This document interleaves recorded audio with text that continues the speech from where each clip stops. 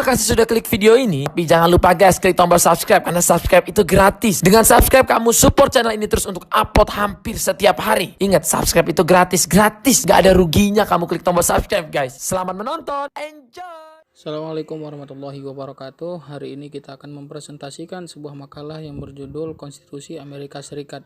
Jika ada pertanyaan, silahkan ditanyakan.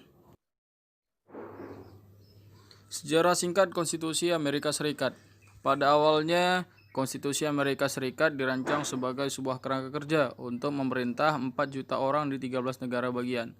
Namun, seiring perkembangan zaman, konstitusi tersebut mengalami 27 proses perubahan atau amandemen.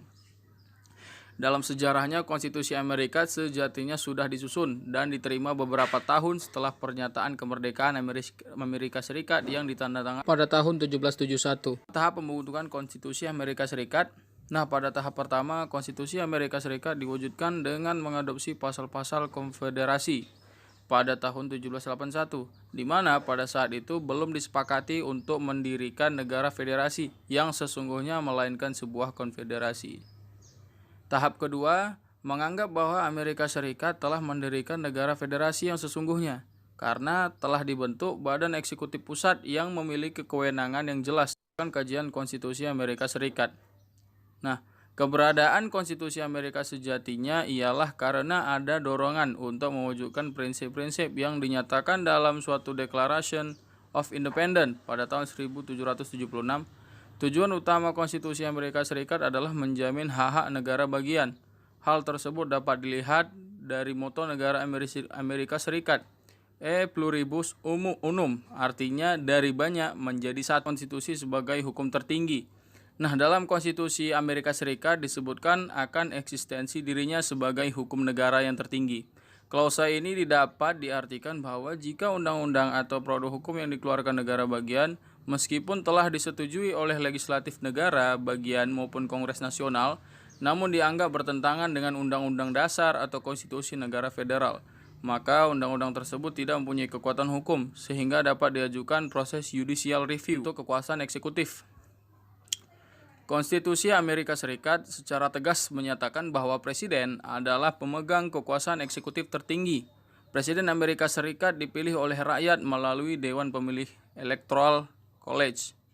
Masa jabatan presiden dan wakil presiden rentangnya 4 tahun dan bisa dipilih kembali 2 periode. Sementara kekuasaan presiden secara tegas diatur dalam pasal 2 ayat 2 Konstitusi Amerika yang bentuk dan sistem pemerintahan. Pertama, bentuk negara Amerika Serikat ialah federal atau demokratis atau negara bagian lebih enaknya.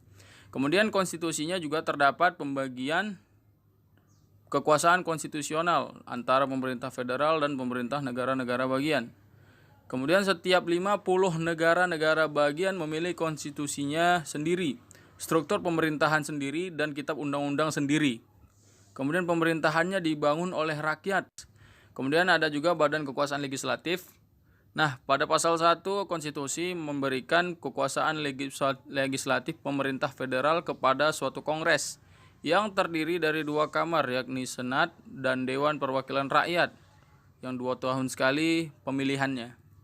Senat terdiri dari 2 senator untuk tiap negara bagian yang dipilih oleh badan legislatif negara bagian dan menjabat selama 6 tahun. Kemudian yang terakhir ada badan kekuasaan yudikatif. Kekuasaan yudikatif Amerika Serikat terdiri dari suatu sistem peradilan yang tersebar di seluruh negara-negara bagian dan berada pada satu atap Mahkamah Agung Amerika Serikat.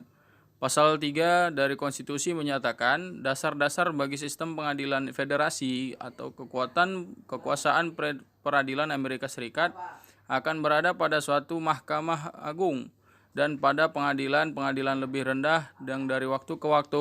Terima kasih karena sudah menonton video ini. Semoga